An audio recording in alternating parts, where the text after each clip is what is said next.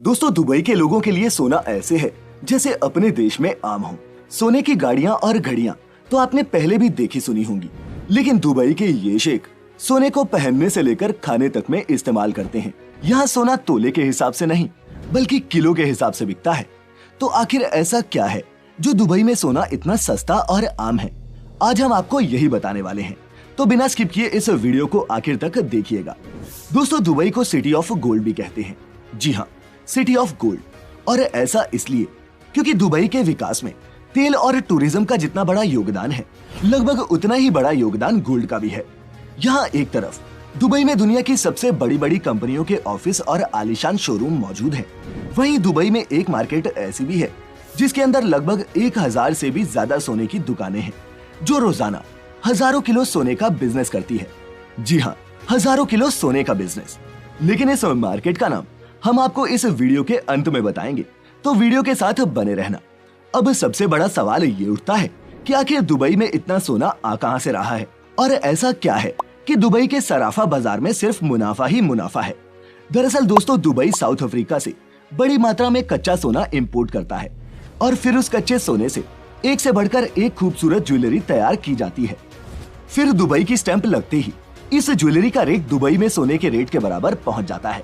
और ये यूं ही नहीं है दोस्तों, दुबई में तैयार हुई ये ज्वेलरी इतनी प्योर और दिखने में खूबसूरत होती है कि ये न सिर्फ दुबई में बल्कि दुनिया भर में बेची जाती है, जिसमें भारत और चीन सबसे आगे हैं। और इस तरह दुबई हर साल लगभग 1200 टन सोने का व्यापार करता है। दोस्तों, पूरी दुनिया में जितना गोल्ड बिकता है उसका एक सबसे बड़ा हिस्सा लगभग 29% सिर्फ दुबई का ही होता है। यहाँ सोने की मार्केट इतनी बड़ी है कि दुबई में गोल्ड सेक्टर में करीब 4086 कंपनियां काम करती हैं। और इस महामारी से पिछले साल दुबई ने 5,52,000 करोड़ रुपए से ज्यादा का गोल्ड बेचा था। अब ये तो हम सभी जानते हैं कि इंडिया में भी सोने का क्रेज लोगों के सर चढ़कर बोलता है। शादी से लेकर एनिवर्सरी तक हम भारतीय सोने का खूब इस्तेमाल करते हैं। संयुक्त अरब अमीरात के शहर दुबई में भारतीय बड़ी संख्या में रहते हैं और अपनी सोने में गहरी दिलचस्पी की वजह से यहाँ गोल्ड में निवेश करने के मामले में हम भारतीय सबसे आगे हैं। दुबई में भारतीयों के बाद गोल्ड में सबसे ज्यादा निवेश पाकिस्तान, ब्रिटेन, सऊदी अरब, ओमान और कनाडा के लोगों का है। मार्केट के आकार के बाद अब बात करते हैं दुबई का सोना दुनिया भर में इतना मशहूर क्यों है और कैसे ये सोने की इतनी बड़ी मार्केट बन गई। तो दोस्तों, इसका सबसे बड़ा कारण तो ये रहा कि दुनिया भर में सोने की शुद्धता और गुणवत्ता के मामले में दुबई अव्वल नंबर पर है। दुबई में जितने भी ज्वेलर्स गोल्ड बेचते हैं वे सारा गोल्ड सरकार द्वारा उनकी शुद्धता और गुणवत्ता को चेक करके ही प्रमाणित किया जाता है। इसके अलावा हर ज्वेलर को अपने स्टोर से बेचे जाने वाली हर गोल्ड की आइटम पर सोने की शुद्धता का हॉलमार्क लगाना जरूरी होता है। यही हॉलमार्क बताता है कि सोना कितने कैरेट का है और ये हॉलमार्क पूरी दुनिया में मान्य होता है।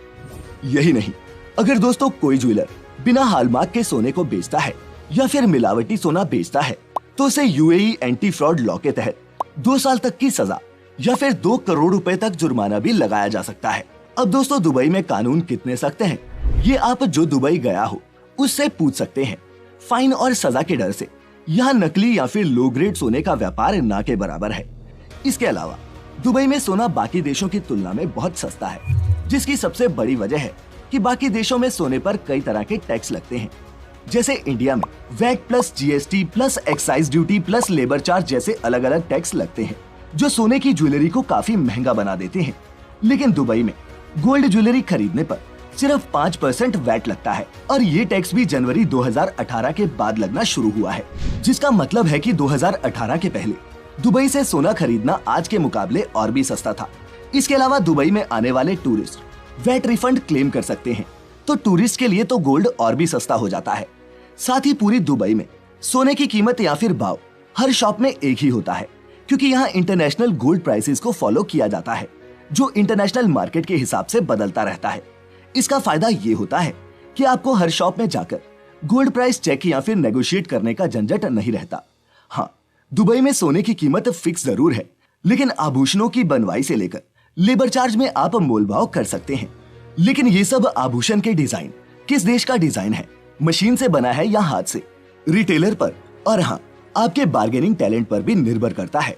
और अगर आपके बार्गेनिंग स्किल्स कमाल के हैं तो हम आपको राय देंगे दुबई गोल्ड सूक में जाने की। अब आप सोच रहे होंगे कि गोल्ड सूक क्या है, तो दोस्तों यही वो दुबई का ट्रेडिशनल गोल्ड मार्केट है जिसके बारे में हमने कहा था कि आपको आखिर में बताएंगे। दोस्तों दुबई गोल्ड सूक दुनिया का सबसे बड़ा गोल्ड मार्केट है जिसमें 1000 से भी ज्यादा दुकानें हैं। इसके अलावा हर मॉल में बड़े बड़े ब्रांड जैसे कि डमास, मालाबार और कल्याण ज्वेलर्स जैसी गोल्ड शॉप्स भी रहती हैं। यहाँ आपको लेटेस्ट से लेटेस्ट डिजाइन की ज्वेलरी मिल जाती है। आप किसी भी शॉप से खरीदारी कर सकते हैं क्योंकि शुद्धता की गारंटी हर शॉप देती है और यहाँ दुनिया भर के देशों से एक शानदार डिजाइन वाली ज्वेलरी आसानी से मिल जाती है। दोस्तों दुबई से सोना खरीदने का एक फायदा और है। अगर आप दुबई का खरीदा हुआ सोना एक्सचेंज करने जाते हैं तो जितना वेट आपकी ज्वेलरी का होता है उतना पूरा सोना माना जाता है और कोई भी बट्टा नहीं काटा जाता। अब आते हैं मुद्दे की बात पर कि अगर आप खुद दुबई जाएं तो आप कितना सोना दुबई से ड्यूटी फ्री यानी कि बिना एक्स्ट्रा टैक्स दिए ला सकते हैं। तो दोस्तों central board of direct tax and customs CBIC के मुताबिक कोई भी भारतीय यात्री जिसके पास वैलिड इंडियन पासपोर्ट है और 1 वर्ष से ज्यादा समय से विदेश में रह रहा है वह दुबई से अपने साथ सोने की ज्वेलरी ला सकता है। लेकिन ये नहीं कि मन मुताबिक किलो के हिसाब से खरीदा और इंडिया में आकर बेच दिया। इस पर भी लिमिट है और आप दुबई से कितना सोना टैक्स फ्री ला सकते हैं आइए जानते हैं।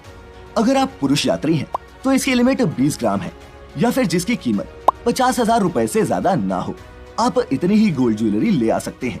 और अगर आप एक महिला यात्री हैं तो 40 ग्राम गोल्ड या फिर जिसका मूल्य 1 लाख रुपए से ज्यादा ना हो इतने सोने के आभूषण आप ला सकते हैं। यही सेम नियम बच्चों पर भी लागू होता है। और अगर आपको दुबई से भारत इससे ज्यादा सोना लेकर आना हो तो आपको कस्टम ड्यूटी देनी होगी जो पहले 10% थी लेकिन अब बढ़कर 12.5% हो गई है। लेकिन दोस्तों इसका मतलब ये नहीं है कि आप कस्टम ड्यूटी देकर मनचाहा सोना ला सकते हैं। इसकी भी लिमिट है। अगर आप दुबई में 6 महीने से ज्यादा रुके हैं तो आप 1 किलो सोने को बार या फिर कॉइन के रूप में ले जा सकते हैं। और अगर इससे ज्यादा सोना लाना चाहेंगे तो एक्स्ट्रा सोने पर 36.05 कस्टम ड्यूटी लगेगी जो उस सोने को भारत के मुकाबले भी महंगा बना देगी। तो कुल मिलाकर बात यह है कि दुबई से सोना खरीदना हर हिसाब से अच्छा है। तो आप जब भी दुबई जाएं गोल्ड शॉपिंग जरूर करें। बस इतना ध्यान रखें कि अपनी खरीदारी का बिल अपने साथ रखें और हो सके तो गोल्ड पहनकर ही आएं और ज्यादा होशियार ना बने। अगर गोल्ड लिमिट से ज्यादा हो तो उसे डिक्लेयर करें। अगर कोई सवाल या फिर कंफ्यूजन रह गई हो तो हमें कमेंट्स में पूछ सकते हैं। जो दुबई गए हो वो लोगों के इन सवालों के जवाब देने की कोशिश करें। उम्मीद है वीडियो आपको पसंद आई होगी। अगर हाँ तो इस वीडियो को लाइक करना और दिल खोलकर शेयर करना मत भूलना। और ऐसी सभी इंटरेस्टिंग वीडियोस देखते रहने के लिए YouTube पर हमें सब्सक्राइब करें और Facebook पर देखने वाले लाइक करें हमारे पेज द मिस्टिका लैंड को। फिलहाल आज के लिए बस इतना ही। लौटेंगे जल्द ही एक नई वीडियो के साथ।